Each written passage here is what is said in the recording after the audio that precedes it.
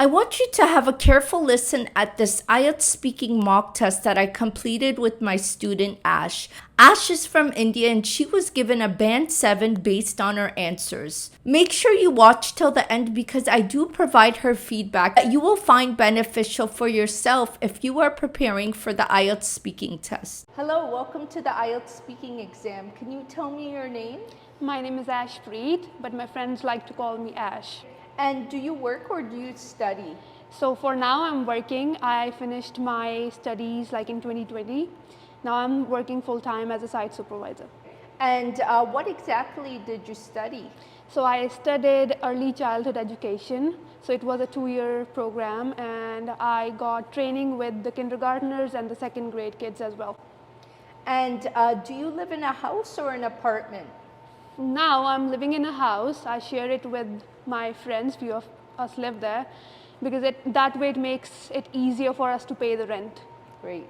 And how many bedrooms are in your house? It's a 3-bedroom house, so it's divided. One is the master bedroom, the other ones are the normal size, so we divided that way. So here's some feedback on the responses Ash gave in the part 1 section. For fluency and coherence, Ash was able to respond to the answers in a very coherent manner. There were only very few minor pauses throughout her answers, and her responses were very well structured. And for grammatical range and accuracy, Ash barely had any grammar errors throughout her answers, which helped her get the band 7. For lexical resource, Ash gave a solid response and provided different vocabulary words for the given topic. She said things like site supervisor, early childhood education, which identifies that Ash was in fact confident throughout her responses for discussing words that relate to the given topic. And Ash's pronunciation for the part 1 responses were very clear throughout her answers. So now we are entering part 2 of the examination, and I'm going to give you 1 minute to prepare your answer, and you will need to speak for a full 2 minutes. So the question I'm going to ask you to prepare for is, tell me about a gift you received. How did you use it? How was it beneficial to you, and who gave it to you? So I'm going to set a timer and give you 1 minute to prepare your answer, and then after 1 minute you will need to speak for a full 2 minutes. Okay. So could you go ahead and answer the question for me? So the gift that I received was on Christmas. It was Christmas bonus from my workplace. And with that money, I bought clothes, gifts for my parents, and also I got to visit my parents back home. I was able to buy a ticket to go back home. Yeah, that way it was really very easy because I saved a lot of money because I was able to use that bonus money instead. And my parents, all of them were really happy to see me. My brother was excited about the gifts he was going to receive. And in those gifts, I bought few things those were really special for my brother. I bought Nike shoes for my brother. So he was asking for those shoes from so long. So when I got those shoes for him, he was excited. He was excited about his athletic meet, and he was able to take participation in all the games and sports. Yeah, he enjoyed his birthday. He wore those shoes. He was telling his friends, oh, my sister bought it for me, and it was a really lovely moment for me. So I bought iPad for my brother. He needed it to study because he's in his 12th grade right now. And now he's studying well. He's able to do his studies online as well. Everyone was really happy. I was able to see my grandparents. So they are nearby their 60s now. So it was really good. I was able to spend time with them. And it was a whole really emotional moment, gathering those memories with them. And now, once I'm back, I'm able to see those memories and just remember the good days we had together. So now we are entering part 3 of the exam. So can you tell me a gift you have gave to someone in the past? So recently when I went back home, so I bought Nike shoes for my brother. There were two reasons behind buying those shoes. The first one was he had an athletic meet that was coming soon. Second reason was his birthday. Great. And so was this gift planned from before? Actually, it was, because I knew his birthday was coming soon and I was planning to go back home for my vacation as well. But I didn't know about the athletic meet that he had.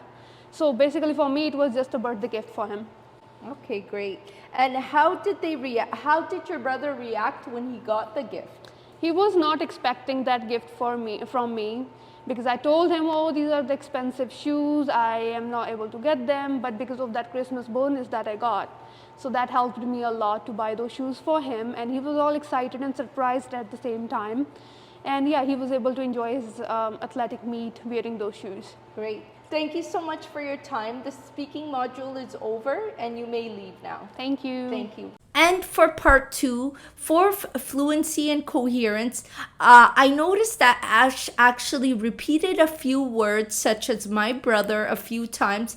And this is something that you should avoid when you are responding to the examiner. Try to use synonym language like my brother one time and then maybe say he the next time. So that way you are actually demonstrating a wide range of vocabulary words. And for grammatical range, one area of improvement for Ash would be that she mentions a sentence like, I was able to see the memories and just remember the good days we had together. So instead of saying see the memories, you could say something like cherish the memories or reminisce the good old days. So that way you are actually responding like a native English speaker would. And for coherence, I would say that the responses in part 2 seemed a bit all over the place. It's important that when you are responding to the examiner, you actually structure your answer correctly. So maybe you want to talk about the gift first,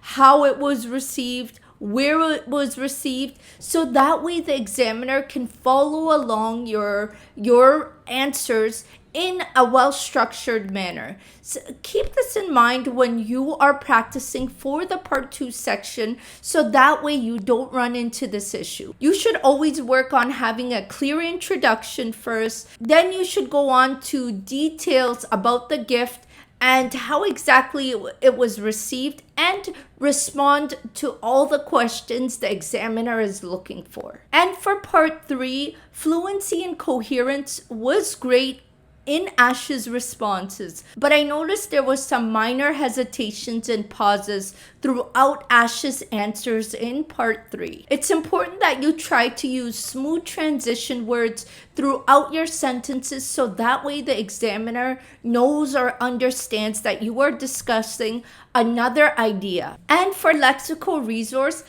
Ash actually used a wide range of vocabulary that related to the topic that was being discussed. Words such as Christmas bonus and vacation actually show the examiner your ability to speak English at a high level, so that was great for Ash's responses in part 3. And for grammatical range and accuracy, Ash showed a decent understanding of grammar rules. However, there were some minor errors that I would like to point out. For instance, there was one part Ash said, how did they react? Should have actually been, how did he react? Because you are talking about your brother, so you want to make sure that you say he instead of they. And finally, her pronunciation was solid in part 3, which helped her score a band 7. And finally, her pronunciation was great in the responses she gave in the part 3 section.